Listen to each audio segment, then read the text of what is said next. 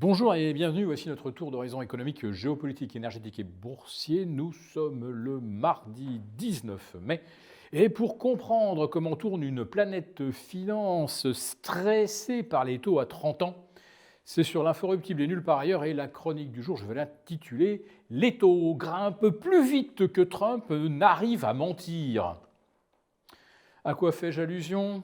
Bah bien sûr, à ce nouveau mensonge éhonté de Donald Trump lundi soir.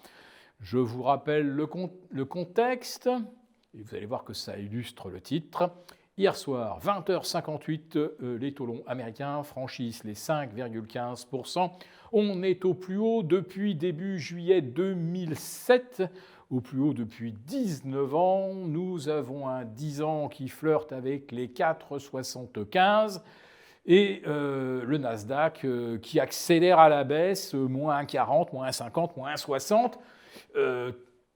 À 20h58, Trump n'y tient plus, il fallait qu'il tweete quelque chose, il fallait qu'il publie un truc pour arrêter le massacre sur les marchés. Et comme à chaque fois que les taux ont dépassé les 4,60, eh bien Trump publie un truc. Bon, à chaque fois, c'est un mensonge. Les Iraniens sont vaincus, archi-vaincus. Ils veulent négocier. Ils vont probablement négocier leur reddition. Et puis après ça, ils vont réouvrir le détroit d'Ormuz. Et puis après ça, c'est le Pakistan m'avertit que l'Iran veut déposer les armes. Et puis après ça, on va négocier, on va ouvrir le détroit d'Ormuz. À chaque fois, ça fait baisser de 10% le pétrole, ça fait remonter de 2-3% Wall Street et ça fait surtout rebaisser les taux de 10 ou 15 points. Bon, ben là, raté hier soir. Certes, Trump, en expliquant que ses amis des monarchies l'avaient supplié de ne pas déclencher une offensive contre l'Iran comme il l'avait prévu. Et ça soulage d'un seul coup les marchés. Le Nasdaq est simplement passé de moins 1,60 à moins 1,20. Le baril de pétrole a perdu, 1,5 $. Et le 30 ans américain est redescendu de 5,15 à 5,09, 5,10.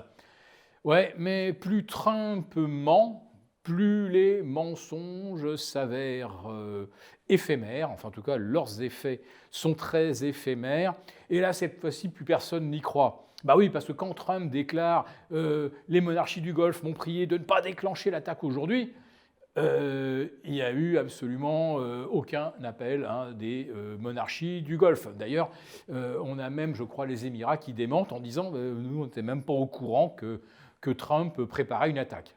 Bon, évidemment, eux aussi, ils mentent, puisque moi, je l'avais mis dans ma chronique Agora de lundi matin.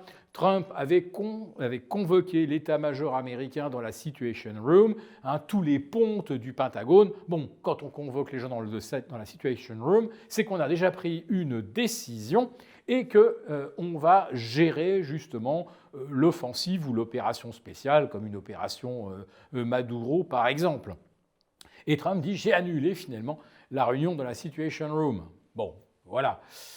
Il fallait qu'il ait encore un petit atout pour essayer de déstresser un peu les marchés. Alors la prochaine fois, il va nous sortir quoi? Qu'il n'attaque pas l'Iran demain parce que, je ne sais pas, le prix Nobel de la paix lui a demandé, puis la fois suivante, ça sera le pape, et puis la fois suivante, ça sera la petite chanteuse qui a gagné, la petite chanteuse bulgare qui a gagné l'Eurovision. En fait, Trump est de moins en moins cru, et malheureusement, les taux, eux, aujourd'hui, eh bien, ça y est, ils franchissent des résistances historiques. Le 30 ans américain, à l'instant où j'enregistre, est à plus de 5,18, donc au plus haut maintenant depuis juin 2007. Le 10 ans est en train de pulvériser la barre des 4,70. Au Japon, là, c'est le 30 ans qui s'approche maintenant des 4%. Quant aux 10 ans, au Japon, il est à 2,75. Donc le carry trade, aujourd'hui, c'est plus trop rentable.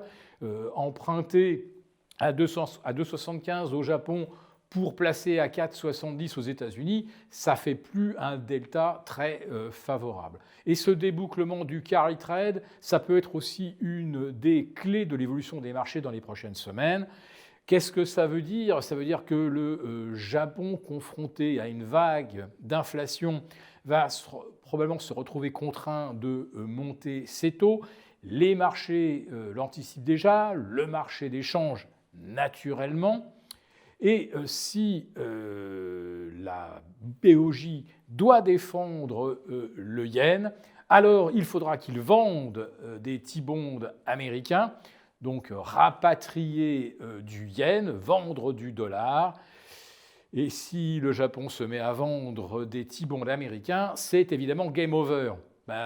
Cherchez pas plus loin, hein. Si on est à 5,18, 5,19 sur le 30 ans, c'est qu'on anticipe que les Japonais vont balancer 2 milliards, 2 milliards et demi de bons du trésor, de bons du trésor américain dans pas très longtemps. Maintenant, écoutons ce que nous disent les JP Morgan, les Goldman Sachs sur le risque inflationniste. Eh bien, ils continuent de s'accrocher à l'hypothèse d'une inflation transitoire. Pourquoi? Parce que d'après eux, le détroit d'Ormuz devrait rouvrir d'ici juin.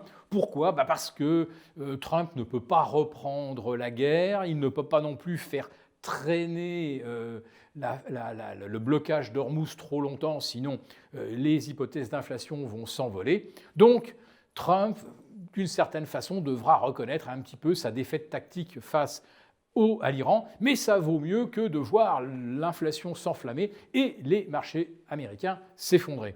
Ouais, sauf qu'il y a un truc qui ne va pas dans leur raisonnement, c'est que même si le détroit d'Ormuz rouvre le 1er juin, l'extraction du pétrole en Irak ne reprendra probablement pas à son rythme, je ne dirais pas normal, parce que ça ne sera jamais le cas, mais pour retrouver 80% de la production, il faudra attendre environ la mi-août. Il y en a d'autres qui disent qu'en fait, la remontée en puissance se fera plutôt de juillet jusqu'à la fin de l'année. Autrement dit, il va continuer de manquer des millions de barils jour. Actuellement, c'est de l'ordre de 7,5 millions, mais là, on ne tient compte que des baisses de production observées dans le Golfe, c'est-à-dire surtout les Émirats, l'Arabie Saoudite et l'Irak. On ne compte évidemment pas la baisse des exportations russes. Bon, comme ce n'est pas vers chez nous, on a l'air de faire comme si elle n'existait pas, sauf que ceux qui n'auront plus de pétrole russe vont devoir en trouver ailleurs. Donc, nous avons probablement un déficit de production aujourd'hui plutôt de l'ordre de 9 millions de barils jour, et ça va continuer bien après la réouverture des détroits d'Ormuz, parce que les tankers ne vont pas recommencer à circuler du jour au lendemain. Il faudra que les assureurs revoient toute leur police d'assurance et donnent le feu vert. Ensuite, pour recharger des pétroliers, il va falloir en rapatrier par exemple des États-Unis ou d'Europe. Ça va prendre également un certain temps. Bref, on va avoir des déficits de livraison si Hormuz rouvre, probablement au moins jusqu'à la rentrée. Donc avec un baril à plus de $100, $110. Et si malencontreusement un drone devait s'égarer sur une raffinerie dans le Golfe, eh bien ça pourrait envoyer le baril à 120 ou $125. Et ça, ce n'est pas du tout dans les calculs que nous produisent JP Morgan. Mais JP Morgan, par ailleurs, nous dit attention, attention à la surévaluation des marchés. Les valorisations sont extrêmement tendues. Je rappelle que seulement 13 titres ont représenté 50% de la hausse du S&P, du Nasdaq et même du Russell 2000 depuis le 30 mars dernier. Oui, 50% de hausse sur 13 titres seulement. Donc bien sûr, les GAFAM et quelques semi-conducteurs, c'est le marché le plus déséquilibré de l'histoire. En termes de levier, on est au maximum en termes d'argent emprunté pour spéculer. On est à maintenant 1310 milliards, c'est-à-dire 5% du PIB pour spéculer en bourse. Et croyez-vous que ces 1310 milliards servent à acheter, allez, on va dire, quelques vedettes du S&P 500? Eh bien non.